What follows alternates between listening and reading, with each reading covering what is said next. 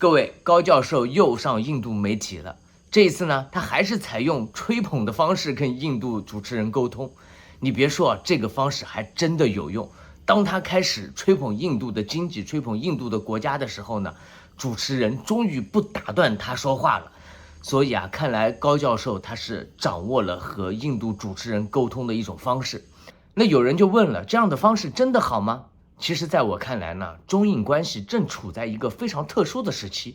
在这个特殊时期呢，看起来中印之间的合作啊是不可避免了，是必然要发生的一件事情。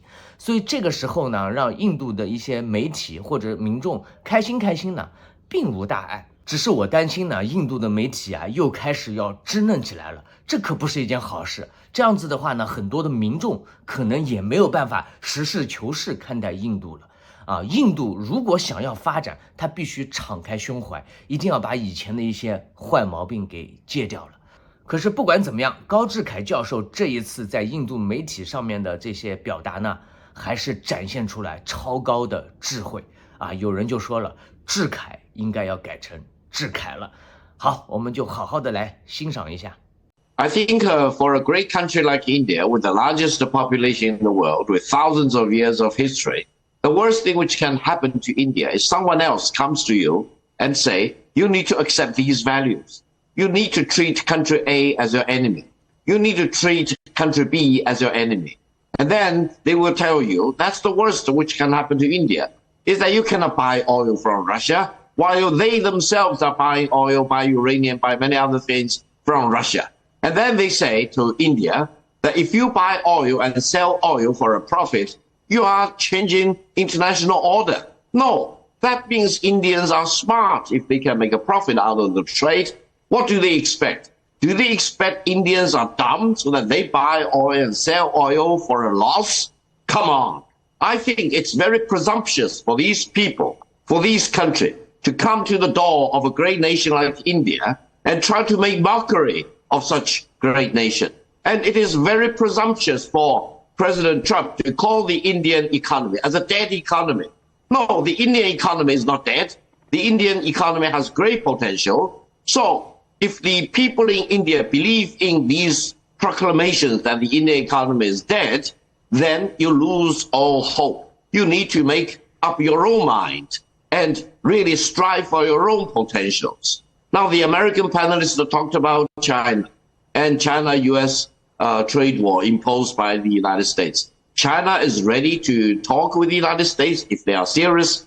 But if the United States really wants to pick a fight with China, China will fight till the very end, until the United States will not have a single iota of rare earth. That will bring their national defense industry to a complete halt. So I hope decision makers in Washington will realize what is the consequence of imposing maximum pressure on China. China will not give in to the pressure from Washington. China will treat the United States as an equal. But if the United States wants to bully China, China will fight back with all its resources until, for example, two-way trade between China and the United States grinds to a complete halt. Do any American people believe that will be the best solution for the United States? The farmers in the United States are already crying foul because they cannot sell their soybean to the Chinese market. China is now buying soybeans and many other agricultural products from Argentina, from Brazil. So the American farmers will lose this season of their products. They cannot sell these products to the largest market in China. Who is at fault? The fault, the responsibility lies in whoever who launched this anti-China trade war. This is the consequence that they are suffering, and China is defending free trade. Tell any American that defending free trade is in their own interest, rather than against the Americans' interest. You want to respond to that, Dr. Dave Bratt? Yeah, well, first of all, I asked some of my free trade libertarian friends, can you do free trade with a Chinese totalitarian communist system? And it's laughable on its face. Free trade goes back to Adam Smith and free markets and the price system, right? And so China doesn't have free anything. They don't have free people. They don't have free markets. And their talking points, that was just a host of talking points, negative. They do not know how to find a win-win global solution if it hit them in the head.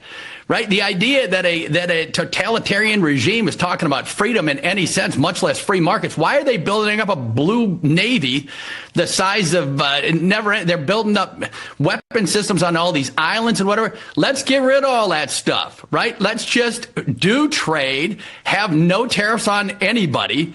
And move forward, right? So I don't buy that line at all. I don't see any evidence that China's trying to win friends around the world. India, the same talking points. We don't whine in the U.S. One of your guys was just talking about World War II, and we're killing people over here like Lenin and Stalin and what. I'm not aware of any deaths over here. If you could point to one, it might be helpful before you go off on the diatribe. And just as a footnote, the U.S. won World War II, right? People might be marching around in different uniforms if it wasn't for the good guys, the United States of America, fighting with the Allies, chiefly among them Russia. I saw a jaw drop. But just wanted to point out the U.S. Played a major role there for freedom for the world. Right? We have a couple oceans between us, and we stepped out and we provided the buildup after the war with Reconstruction, with the Marshall Plan. The memories seem a little faulty on the goodwill put forward by the good old United States for the last 70 years.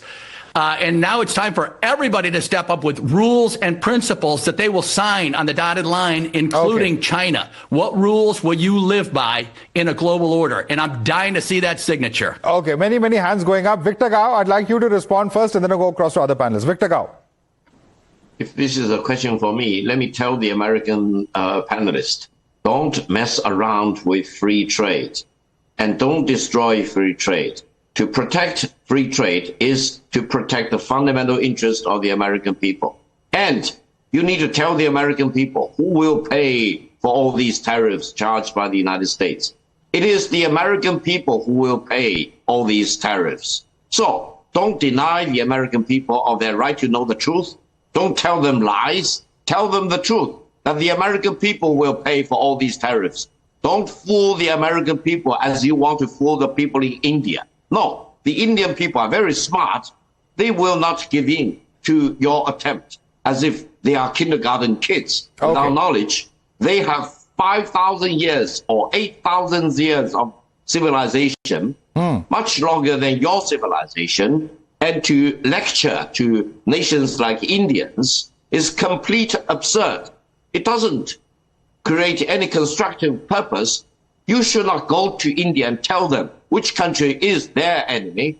That decision should be made by the people in India themselves. They do not need an outsider to tell them who is their friend and who is their enemy.